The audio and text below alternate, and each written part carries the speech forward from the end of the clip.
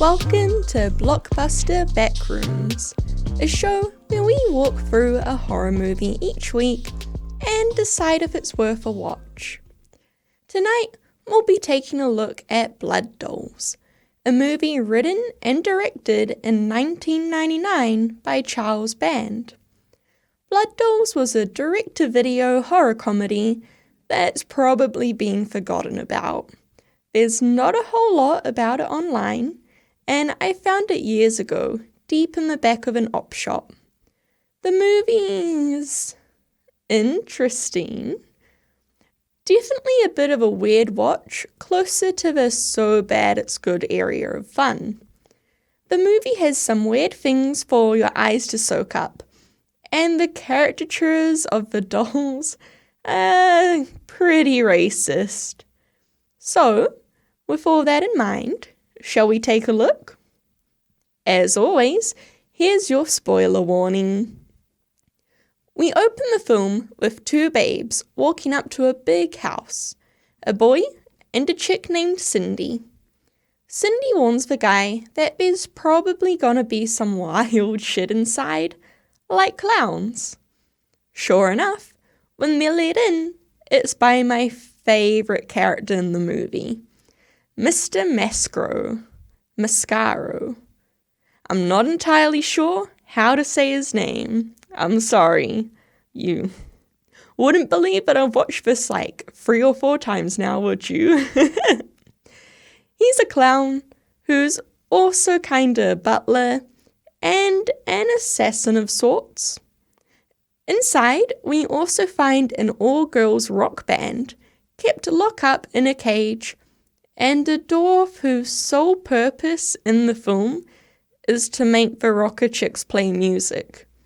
If they refuse to help, he electrocutes them until they do. Standing at his desk is Travis, who's sporting a large mask molded into a kinda handsome Squidward-style human face. Right, every time I watch this film, I forget that Cindy and the dude she's with are some type of lawyers, and that they're not property brokers. I don't know why. They just give off the vibe of someone who's trying to sell a house. It's weird, and I'm not entirely sure if it's just me. Y'all are gonna have to give the first scene a watch and let me know what vibe they actually give off. Travis wants the band to play, so our dwarf electrocutes them until they start. If the band won't play, he'll shock them until they change their minds. The band never wants to play though.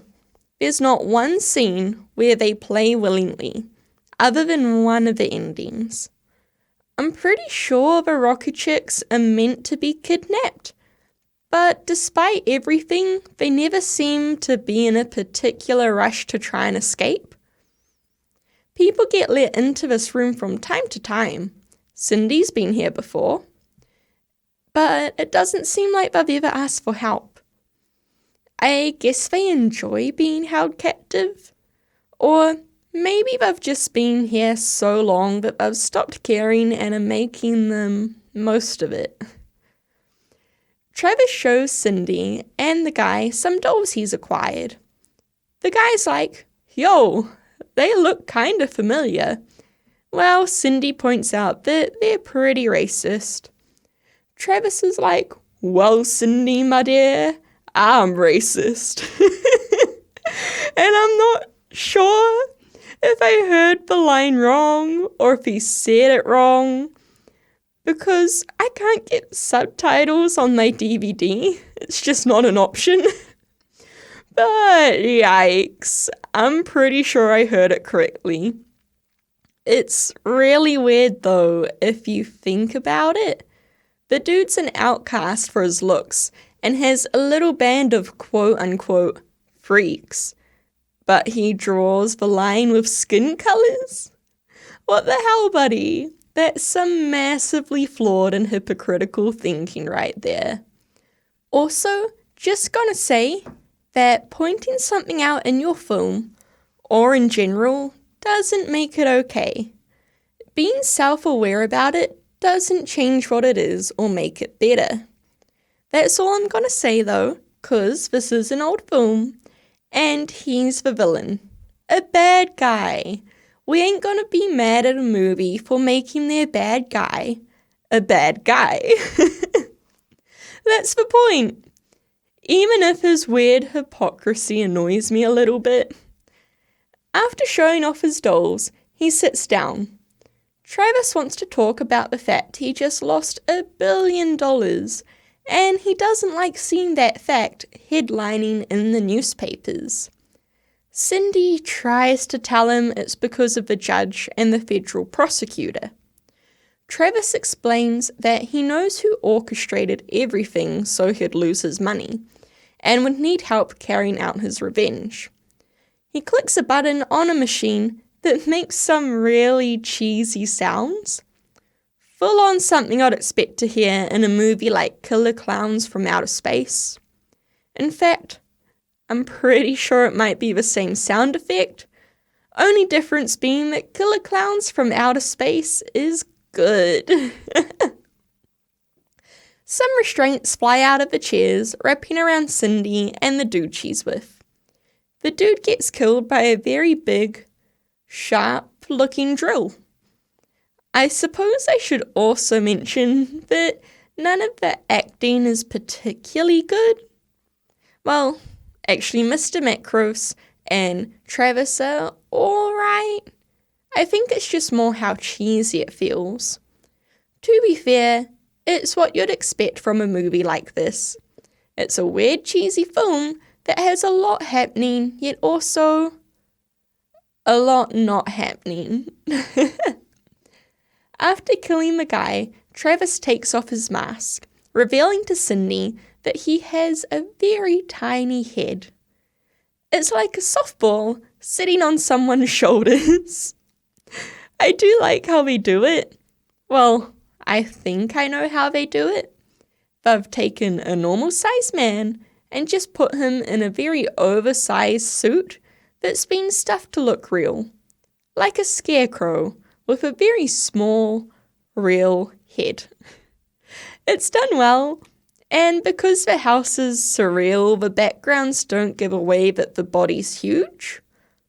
Of course, I may be wrong and they did it completely differently, but whatever they did, it works. Travis explains that his mum was a genetic engineer, and while he was the most perfect creation she ever made, he's still quite flawed, as we can clearly see. They strap Cindy into a machine that turns her into one of the racist-looking dolls. He tells her that the judge and the federal prosecutor have already been through the machine, as we see the two dolls Travis held up before appear. The machine starts up and Cindy becomes a doll herself. We then cut to the people who are indeed behind Travis's loss of money.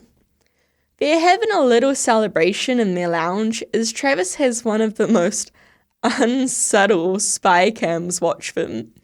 It's this big black orb with a camera attached to one side and a big satellite dish style thing on top. All these people have to do is look out into the backyard and they'd see it. Travis and Mr. Macros are watching from their home as everyone starts to leave the party. The remaining man goes upstairs, and Travis admits that he was never able to monitor the bedroom in the house, and he doesn't know why. We soon see why, though. It's because the wife of Harrison, who's the man we watch go upstairs, is actually the brains behind their company. Harrison's just the front man, the face, while his wife does all the work behind the scenes.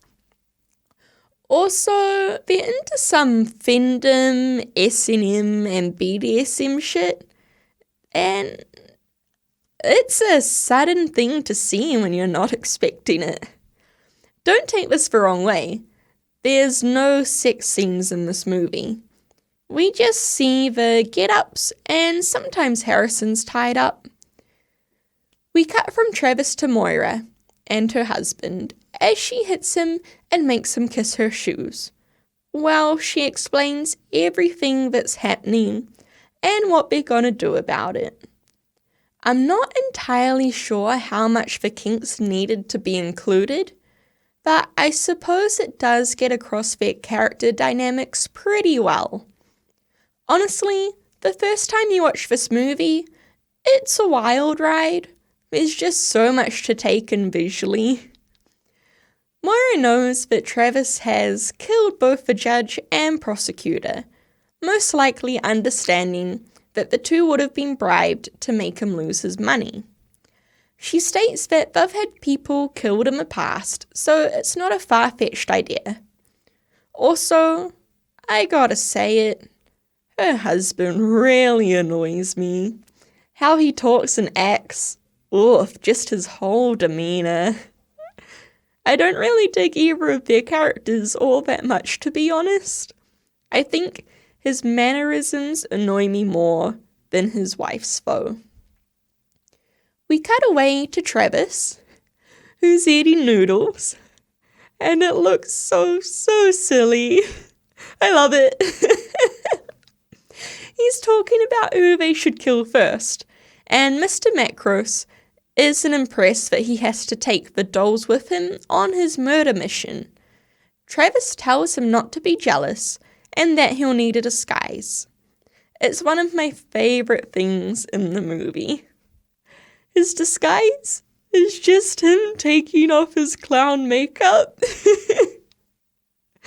Unclown Mr. Macros sits outside one of the dude's mansions. Okay, so there's 3 people Travis wants dead. Harrison, a chick, and an angry dude. This is the mansion of the angry dude. Mr. Macros cuts the power to the mansion. He just pushes a button and it all shuts down. A lot of this job relies on lucky coincidences. The man they're trying to kill is a total asshole, hence why I've dubbed him Angry Dude. He calls his security and gets mad at them when they say they're gonna check it out, telling them they need to do their job and just call the electric company, even though making sure it wasn't a break-in would be their job. So they pick up the phone, but Mr. Macros intercepts their call, pretending to be a part of the company they're calling. He pulls up to the house and the security pat him down before letting him inside. The dolls must have snuck in at some point as well, but we never see it. One of the guard goes with Mr. Macros, while the other guard goes back to his station, only to be yelled at by his boss over the phone again. Upstairs, the dolls start to attack the angry dude with their tiny doll-sized weapons. All while Mr. Macros kills the guard that went down to the basement with him. The dolls drop a weight on the angry dude's head, and when the remaining security guard runs in to help, the pimp doll shoots him with his gun. It's a tiny little doll-sized gun, and it works like a real one, and I love it. It's so cute and tiny, but it's able to kill a man. Tiny gun packs big punch. Back at Travis's, Mr. Macros is reapplying his makeup, while telling Travis that they've framed a drifter that was in the town at the time, using their totally super subtle spying device from earlier to watch as Harrison and the remaining lady talk. The lady's telling Harrison that she plans to leave town and she won't be telling a single living soul where she's going. She knows that the angry dude's death wasn't just a random happening and doesn't want to put her life in any more danger by sticking around. She admits to only ever caring about the money and never the business itself. Now that she's made more than enough money for one lifetime, she's gonna yeet. For the entirety of their conversation, Moira is upstairs telling Harrison exactly what to say through an earpiece he has on. They pretty much end up buying this chick's company off of her as she tells them to just speak to her attorney. The chick leaves and Harrison tells Moira that he's coming up. Travis is real confused by that last statement since he's been watching and listening the whole time. Mr. Macros just wants to know if they're still gonna kill the lady that's leaving, and Travis says of course. Back upstairs in the bedroom, our couple learn about the dolls through a small bug Moira had hidden in the dead angry dude's house. While they're looking through the video, Travis is worrying about what coming up could mean, while Mr. Macros just wants to know when he should leave to kill the lady. We see the lady with a bunch of security guards as they relay the plan to her. There's a lot set up to keep her safe. Like they have 5 identical cars that'll all take different routes to the airport, so no one will know which one she's in. But you know what? She doesn't even make it to the car. In the elevator, the lights go out and we hear the dolls killing everyone. When the elevator opens up, we see all the dead bodies. And that's it. Super quick death scene. Disappointingly quick, in fact. We don't see any of it. The only target left now is Harrison, as nobody knows that his wife is anything more than, well, his wife. She's not even in their minds. Speaking of the two, we're back in their bedroom again. Harrison's all tied up to a frame while Moira's popping off about her plans, coming to the realization that she has a safe card. The advantage of no one caring about her. They're only interested in her husband. While the two are in their bedroom, the dolls are trying to break in, but they get caught in a trap that sets one on fire. So they head home for the night. Honestly, all Moira really does whenever she's on screen is explain stuff. I suppose without it would all be a bit lost, but these scenes do drag on sometimes. I don't care. Let me see more tiny doll weapons. Back at Travis's, the pimp doll is getting cleaned up. He's covered in burns and making sad pain sounds. Oh yeah, the dolls can still make noises, by the way. Just moans and grunts and the like. And I guess they can feel pain now too. They realise with how the traps were set up that the dolls were expected. As they're talking about how they should proceed, Mr. Macros gets notified that Moira is in their waiting room. Travis puts on his mask and goes down to see her. Our girl's laying on the charm, acting the nicest we've seen her act in the entire film. They talk and Travis ends up agreeing that as long as she doesn't give him any reason to, then he'll make sure she doesn't get hurt. He lays on his own charm a little bit before asking her to leave. He definitely fancies her. Travis seems out of it and a little upset as we watch Moira return home. She goes inside as we see the dolls climb out of the boot of her car. Inside, Moira has Harrison back up on that frame again. Except this time he's held in place by a crisscrossing wire. They're talking some more and Moira seems pretty taken with Travis, which is interesting, seeing as how, up to this point, she's only shown hate and disdain for men, saying things like that their only purpose is to be dominated. She finishes her spiel and says goodbye to Harrison, stating that since she has his signature on all the necessary documents, she doesn't need him anymore. She leaves the room and the dolls sneak in. They start tightening the wires, and Harrison's into it for a bit, thinking that it's still his wife, until it starts cutting into him. Then he realizes what's happening. I gotta admit, it's a little disappointing. I was hoping the wires would cut so deep that the bone would be the only thing left holding him together, or that he'd actually be sliced into little pieces. But he just dies. Look, if you're craving gory, fun violence, this really isn't the movie for you. There's actually a surprising lack of violence and gore in a movie that's meant to be about killing. Also, I honestly can't tell what the chick thinks about her husband.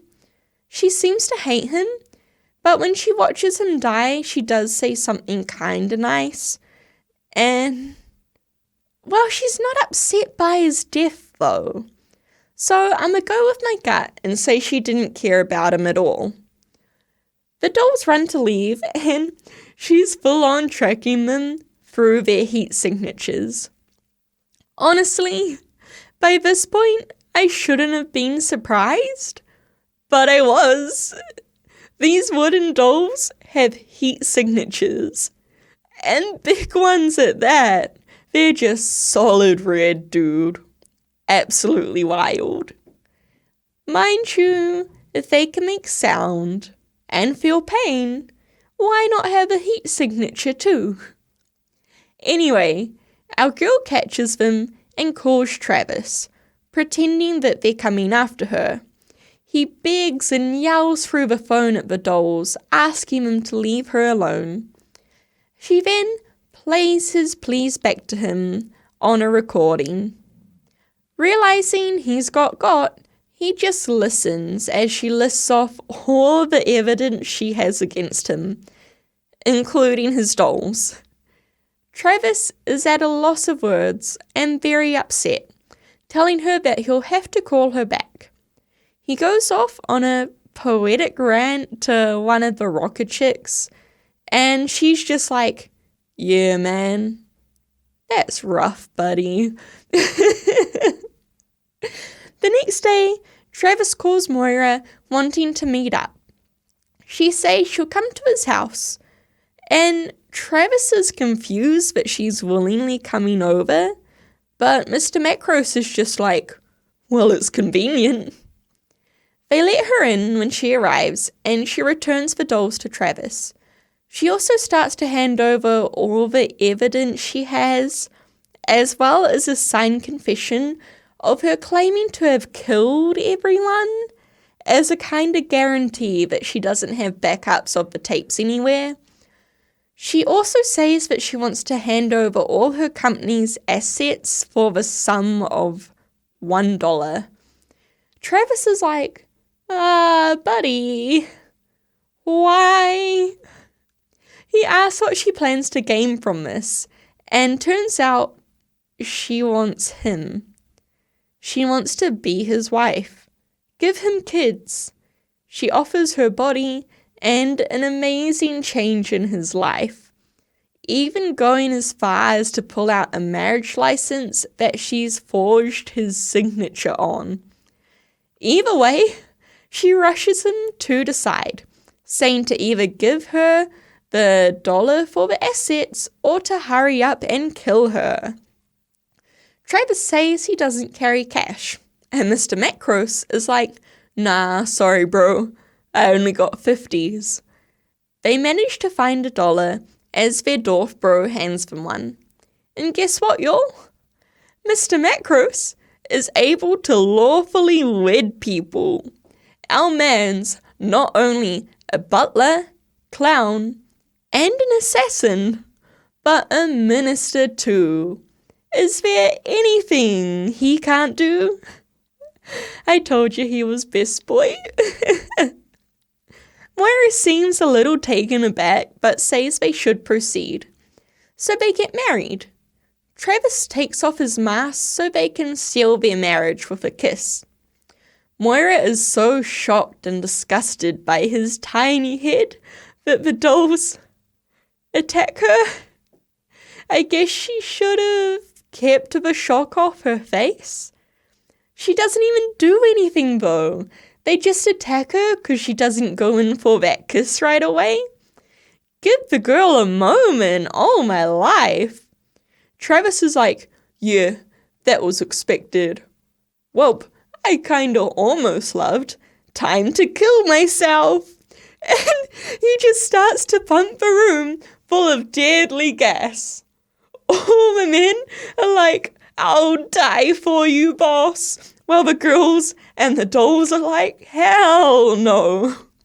The ninja doll releases the rocket chicks from their cage and they all escape together as no one really tries to stop them. And everyone else just straight up dies. That's not the end though. Well, it kinda is. Mr. Macros appears on a black screen and explains that they made 2 endings, but that they couldn't decide which to use, so we get to see both. The second ending has the rocket chicks let out of the cage so they can play a tune for the wedding, but they start to go a bit wild. So our main man, Mr. Macros, walks in and fires a gun to shut everyone up. He wants them not to ruin the wedding. He weds Moira and Travis, and this time, when Travis reveals his tiny head, our girl's just like, nah, it's good, bro. I wanted to hate you because you're a man. But you're more than that. We're meant for each other. We're both monsters. I love you. And she gives him a big old kiss. And that's it. That's the movie, with all of its endings. Oh boy, it's a lot. So, as I said before, the acting's not that great, but it can be looked past for the most part, since it's really the level you'd expect from a film like this. There's a fair amount that's a bit loose in the film, like the Rocker Girls. Are they kidnapped? I assume they are, so why aren't they asking for help or trying to escape? There's no one seemingly looking for them. Or there's all the lucky coincidences that made the killing of the first angry dude work. Also, Moira's newfound love for Travis feels pretty forced. Most of the characters are not good people, which is fine. A lot of really good shows and films have the same dynamic, but it's not done the best in this film. Also, I don't really care about anyone's death. In fact, I don't know half of the people. The characters that got killed have about 5 minutes of screen time in total, and one of them was a complete arsehole. Am I meant to care about them? Speaking of deaths, they're all pretty lackluster. You think a film that's trying to go for a wild, weird, crazy vibe would really put in for some more fun, creative death scenes, but they're just real disappointing. The puppets could have been more too, I feel. Other than about 2 scenes, we don't really see them do much. Although I guess that's because they were so stiffly made that there wasn't a whole lot they could actually do with them. The soundtrack is okay. It def stands out with most of the songs being played by the Rocker Chicks, and one other track that feels pretty cheesy and cartoony. So what about the endings, since there were 2? Well, none of the endings are great. I like that one of the Rocker Chicks and dolls escape on the first ending, but it's done really anticlimactically and doesn't feel like much of an ending. As for the second one, I love that Mr. Macros fires a big gun, but to have Moira marry Travis, well, it just feels really forced, especially for a character that hates men. I know she said he's different, but still. Honestly, when I sat down to do this review, I thought I'd have a lot more to say about the film. I think it's fun for a one-off watch if you haven't seen it, and maybe every now and again when you don't remember what happens in it. So long as you just give into it and come along for a good time, you might enjoy it. It does drag slightly from time to time. Mr. Macros is by far one of my favourite characters, and he's fairly well acted too. But all in all, I find myself wanting more from the film. There's a lot of stuff, yet at the same time, there's a lot of nothing. Alrighty, well, that pretty much wraps up this episode of Blockbuster Backrooms. If you enjoyed this episode and would like to hear more, you can find all my content up on mpr.show/BlockbusterBackrooms, as well as on YouTube under the same name. Or, if you'd like to check out some of my other work, you can find me on most social media as Shit-imma-artist. That's IMMA, because that's just how I talk. I hope you'll have a good night, and I'll talk to you next week. Bye bye.